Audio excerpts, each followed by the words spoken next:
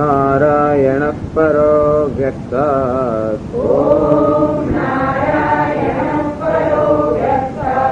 अण्डमव्यक्तसम्भवम् अण्डस्यान्तस्विमे लोकाः सप्तद्वीपा च मेदिनी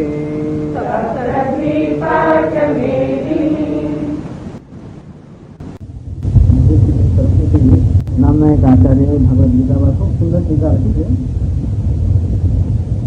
ત્રીજા અધ્યાયના પ્રારંભની અંદર આ બે અધ્યાયમાં કયા વિષયની ચર્ચા થઈ ગઈ છે અને આ બે અધ્યાયમાં ચર્ચાયેલો વિષય કેવી રીતે આખી ભગવદ ગીતામાં આ ભગવાન એનો વિસ્તાર કરે છે એવું સંક્ષેપમાં સમજાવે છે કે એવમ તાવત પ્રથમે અધ્યાયન ઉपोद्घाटितो द्वितीयेन अध्यायने कृष्णः शास्त्रार्थ संस्कृतः। પ્રથમ અધ્યાયની અંદર માત્ર જેનો ઉપોદ્ઘાત કરવામાં આવ્યો, બીજા અધ્યાયની અંદર સમગ્ર શાસ્ત્ર છે વેદની અંદર આપણા શાસ્ત્રોમાં જે કહેવામાં આવ્યું છે એ બધું જ ભગવદ ગીતાના બીજા અધ્યાયની અંદર કહી દેવામાં આવ્યું છે। કેવી રીતે?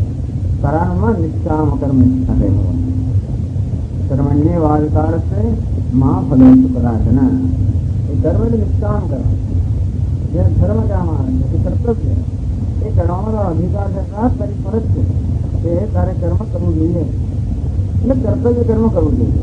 મા ફલે કદાચન એ કર્મનું કોઈ ફળ મળતું નથી એટલે ફળની અપેક્ષા રાખ્યા વગર કે નિષ્કામ કર્મ છે એ તારે કરવું જોઈએ। આવો નિષ્કામ કર્મનો ઉપદેશ ભગવાને કર્મ ત્યાં રાખ્યો। અંતઃકરણ શુદ્ધિ એનું પરિણામ શું આવે? અંતઃકરણ શુદ્ધિ એનો કામનાઓમાંથી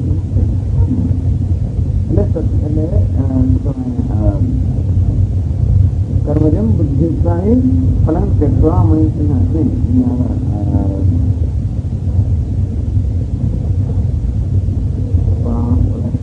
बुद्धियुक्तो जहाँ आते हैं उभे सुकृत बुद्धे बुद्धियुक्त सर्वबुद्धि युक्त आम आ प्रकार समग्र बुद्धि से कर्म करेंगे उभे सुकृत दुष्कृते सुकृत ने दुष्कृत એટલે રાગ અને દ્વેષ બંનેથી મુક્ત થઈ જાય છે અને અંતઃકરણ શુદ્ધિ પ્રાપ્ત થાય છે।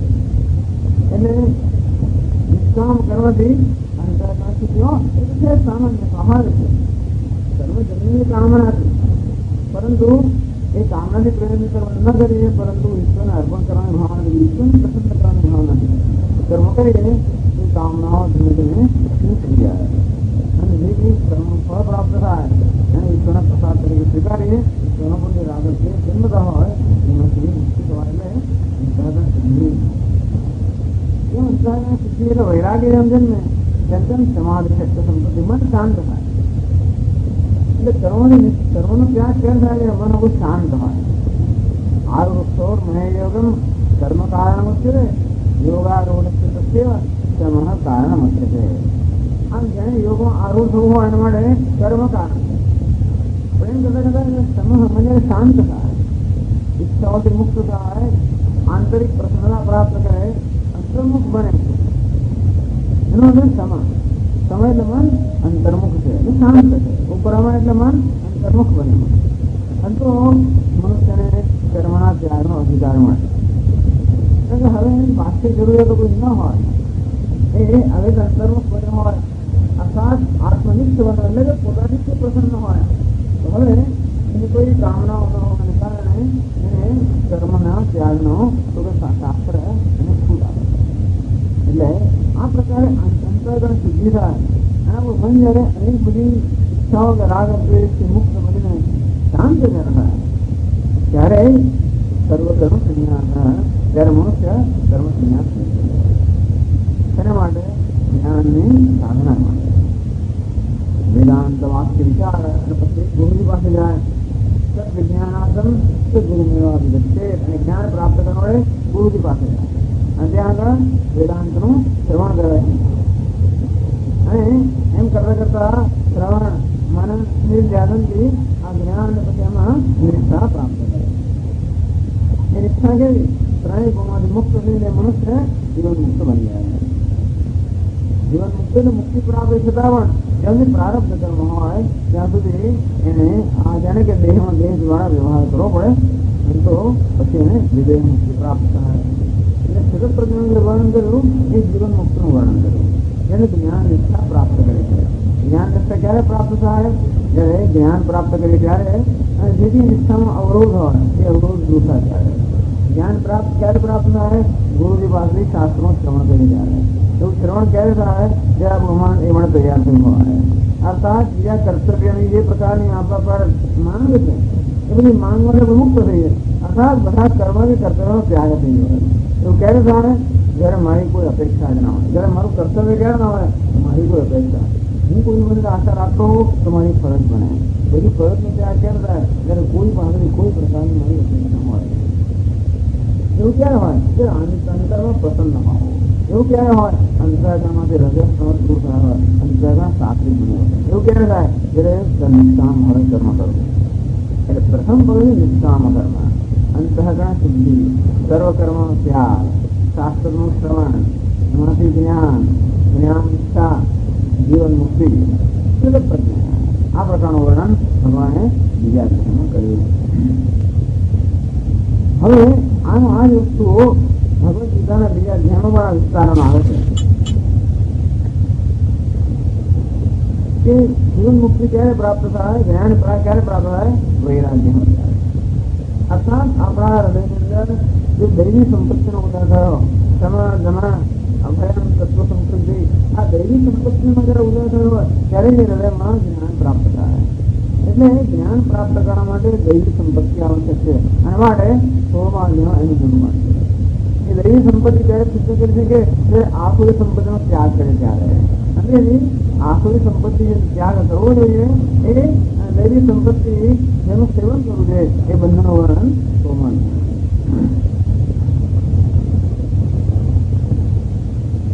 અને એ દૈવી સંપત્તિ ક્યારે પ્રાપ્ત થાય? આપણા અંદર શાસ્ત્રીય શ્રદ્ધા હોય ત્યારે. તો દેવતાઓનું પૂજન થાય તો દૈવી સંપત્તિ પ્રાપ્ત થાય. રાજસ શ્રદ્ધા હોય તો હંમેશા યક્ષ વગેરેનું પૂજન થાય. તામસ શ્રદ્ધા હોય તો ભૂત પ્રેતનું પૂજન થાય. એટલે આપણો સાત્વિક શ્રદ્ધા હોય તો જ દૈવી સંપત્તિ પ્રાપ્ત કરીએ. મારે એ શ્રદ્ધાનું નિરૂપણ કરવામાં આવ્યું 17મા અધ્યાય. અને એટલા માટે ત્યાં રજસ અને તમસની શ્રદ્ધા છે એનું પણ એટલા નિરૂપણ કરે, તેનો ત્યાગ કરવો જોઈએ અને સાત્વિક શ્રદ્ધા ગ્રહણ કરવી જોઈએ. આમ શ્રદ્ધાત્રય વિભાગ રહ્યો એટલે 17મો અધ્યાય. તો 16મો અધ્યાય કેવી લાઈન સાથે જોડે? 16મા અધ્યાયમાં દૈવી અને આસુરી સંપત્તિનું વર્ણન કરવામાં આવ્યું છે. જે દૈવી સંપત્તિ આપણે ગ્રહણ કરીએ, સેવન કરીએ, આસુરી સંપત્તિનો ત્યાગ કરીએ, અંતો આપણા હૃદયમાં દૈવી સંપત્તિનો જન્મ થાય, અંતો આપણે આ જ્ઞાન માટે યોગ્યતા પ્રાપ્ત કરીએ. એ દૈવી સંપત્તિ ત્યારે પ્રાપ્ત થાય ત્યારે આપણામાં સાત્વિક શ્રદ્ધા હોય. તો સાત્વિક શ્રદ્ધા કોને કહેવાય? એ માટે રાજસ ને તામસી શ્રદ્ધા હોય પણ જાણવી જોઈએ. એ રાજસી અને તામસી શ્રદ્ધાનો ત્યાગ કરીએ, સાત્વિક શ્રદ્ધાનું સેવન કરીએ, અને દૈવી સંપત્તિનો ઉદય થાય. અને આ 3 પ્રકારની શ્રદ્ધાનું નિરૂપણ 17મા અધ્યાયમાં કર્યું. પછી બીજા અધ્યાયમાં કહ્યું યોગસ્થ ગુરુ કરવાને આ કર્મ એવા ભગવાન નિષ્ઠા એમ કરીને નિષ્કામ કર્મ ની જે વાત કરી ભગવાન, એ નિષ્કામ કર્મ જ આપણને અંતરાકરણ શુદ્ધિ કરાવી આપતો હોય. એ નિષ્કામ કર્મ નો વિસ્તાર કરવામાં આવે છે બીજા અને ચોથા અધ્યાયમાં. એટલે ભગવાનને બીજા અધ્યાયમાં કર્મણ્ય એવા વિકાર છે. યોગસ્થ ગુરુ કર્માણી સંગમ ત્યક્ત્વા ધનંજય સિદ્ધ સિદ્ધ્યો સમો ભૂતવા સમસ્વમ યોગ ઉચ્યતે. આ રીતે જે કર્મયોગની વાત કરી એ કર્મયોગનો વિસ્તાર ત્રીજા અને ચોથા અધ્યાયમાં કરવામાં આવે. અને પછી એને કારણે જે અંતઃકરણ શુદ્ધ થાય ત્યારે આપણે સર્વકર્મનો ત્યાગ કરીએ તો જે સંન્યાસ છે એ સંન્યાસ નિરૂપણ કરવામાં છે 5મા અને 6થા અધ્યાયમાં. આમ કર્મ સંન્યાસ નિરૂપણ છે 5મા અધ્યાયમાં અને 6થા અધ્યાયમાં. એમ કરીને પહેલા 6 અધ્યાયની અંદર સ્વમ પદાર્થ આત્માનું નિરૂપણ કરવામાં આવ્યું. પછીના 6 અધ્યાયમાં 7 થી 12 અધ્યાયની અંદર ભગવાન કે યુક્ત આસીત મત પર તાની સર્વાણી સંયમ્ય યુક્ત આસીત મત પર વશેહી ઇન્દ્રિયાણી સત્ય પ્રજ્ઞા પ્રતિષ્ઠિતા. એ બધી ઇન્દ્રિયો પર સંયમ રાખીને મનની અંદર યુ મત પર મને જ પરાયણ બનીને સર્વ રીતે એકાગ્ર સ્થિતથી તું હંમેશા મારું ધ્યાન કર અથવા તો મારામાં નિષ્ઠા પ્રાપ્ત કર. એટલે મત પર મને પરાયણ થઈને, મને એટલે ઈશ્વર ને નારાયણ ને પરાયણ થઈને. આ ઈશ્વર કે નારાયણ કોણ એ તો ભગવાને કહ્યું નથી કે મારામાં પરાયણ થઈને તો હું નિષ્ઠ બન, પણ હું એટલે કોણ, ઈશ્વર એટલે કોણ, તો એનું નિરૂપણ કરે છે સાક્ષી 12મા અધ્યાયમાં એને સત્પદ કહેવામાં આવે છે. એટલે ઈશ્વર પદનું નિરૂપણ છે સાક્ષી 12મા અધ્યાયમાં. પછી બંને વૈક્ય વેદા વિનાશનમ નિત્યમ એન વજમવ્યયમ કથમ સપુરુષ પાર્થ કમ ઘાતયતિ હંતિકમ. આ જ્ઞાન નિષ્ઠાની વાત કરી કે જે આજે નિત્ય આત્માને જાણે છે એ પણ કેવો બની ગયો, આજે નિત્ય બની ગયો. એ ક્યારેય કોઈનો ઘાત પણ ના કરે કે ઘાત કરાવે પણ નહીં. એ કેવો છે? જ્ઞાન નિષ્ઠ પુરુષ છે. એ જ્ઞાન એટલે કે તત્ અને ત્વમ પદ એ બંનેનું ઐક્ય.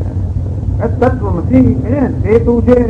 તત્ અને ત્વમ પદના ઐક્ય જે મહાવાક્યથી જેનું પ્રતિપાદન કરે છે એ ઐક્યનું પછી વર્ણન કરે છે 13મા અધ્યાયની અંદર.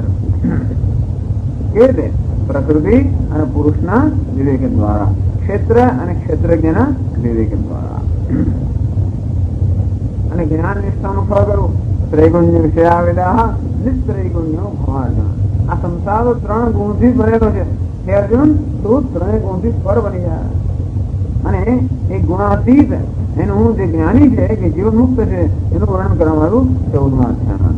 ગુણત્રય વિભાગ યોગ સત્વગુણ, રજોગુણ, તમોગુણ. આ માનસિક સ્થિતિ હોય તો કયા પ્રકારના ની અવસ્થા હોય કે કેવા કેવા પ્રકારના મનની વૃત્તિઓ હોય એનું નિરૂપણ કર્યા પછી આ 3 ગુણોથી જે પર છે એવું જે ગુણાતીત છે એની દ્રષ્ટિ કેવી છે, એનું દર્શન કેવું છે એનું વર્ણન, એટલે જીવન મુક્ત નું વર્ણન, ગુણાતીત નું વર્ણન 14મા અધ્યાયમાં કરે છે. સદાગંતાસ નિર્વેદમ શ્રોતવ્યસ્ય શ્રુતસ્ય. એ કહે છે કે ભગવાન જેમાં કર્મયોગમાં તું નિષ્ઠ બનશે તેમને વૈરાગ્ય પ્રાપ્ત કરશે. અને શ્રોતવ્ય અને શ્રુત અર્થાત જે કે સાંભળ્યું છે કે સાંભળવાનું છે, જે પ્રાપ્ત થયું કે પ્રાપ્ત કરવાનું છે એ બધા પ્રકારના વૈરાગ્ય જાગૃત થશે કર્મયોગના પરિણામે. તો વૈરાગ્ય કેવું જાગૃત થાય? જયારે સંસારનું બરોબર નિરૂપણ થાય અને તો સંસાર વૃક્ષનું છેદન થાય ત્યારે. એટલે 15મા અધ્યાયની અંદર કેવી રીતે સંસાર વૈરાગ્ય પ્રાપ્ત કરો નિરૂપણ. અને પછી સંસાર વૃક્ષ કેવી રીતે અસંગ શસ્ત્રેણ દૃઢેન સ્થિત્વા, કેવા સંસાર વૃક્ષનો ઉચ્છેદ કરવો. અને પછી તતઃપદમ તત્પરિમાર્ગિતવ્યમ, કેવું પછી એ પદ છે ઈશ્વર પદ એને એની પરિમાર્ગિતવ્યમ, એની કેવી રીતે શોધ કરવી જોઈએ, એની પ્રાપ્તિ માટે કેમ પ્રયત્ન કરવો જોઈએ એનું નિરૂપણ 15મા અધ્યાયમાં કરવામાં આવ્યું. તો આ રીતે આ બધા અધ્યાયનો 18મા અધ્યાયની અંદર આ બધા અધ્યાયમાં જે વર્ણન કરવામાં આવ્યું એનો ઉપસંહાર કરવામાં આવ્યો. આમ 18 અધ્યાયની આખી વ્યવસ્થા અહીં બતાવે છે કે પહેલા અધ્યાયમાં તો માત્ર ભૂમિકા રચવામાં આવી, બીજા અધ્યાયની અંદર આખી બધી ગીતામાં જે વસ્તુ છે એ બધાનું નિરૂપણ કરવામાં આવ્યું, ત્રીજા અધ્યાયમાં એક અંશ કર્મયોગ, ત્રીજા અને ચોથા અધ્યાયમાં કર્મયોગનો વિસ્તાર કરવામાં આવ્યો. એમાં જે કર્મ સંન્યાસ છે એનો 5મા અને 6થા અધ્યાયમાં વિસ્તાર કરવામાં આવ્યો. એમાં જે તત્વની આવશ્યકતા છે જેના ઐક્ય માટે એનું 7 થી 12 અધ્યાયમાં નિરૂપણ થયું. ત્યારે ત્વમપદનું ઐક્ય છે 13મા અધ્યાયમાં નિરૂપણ થયું. એને કારણે જે 3 ગુણથી પર બની જાય જ્ઞાની એ ગુણાતીતનું વર્ણન થયું 14મા અધ્યાયમાં. અને એ જ અર્થ 15મા અધ્યાયમાં તો કે સંસારથી કેમ સ્વરૂપ છે 15મા અધ્યાયમાં. દૈવી સંપત્તિની પ્રાપ્તિ, અધિકારીત્વ નિરૂપણ અને આસુરી સંપત્તિનો ત્યાગ 16મા અધ્યાયમાં. અને એ માટે સાત્વિક શ્રદ્ધાનું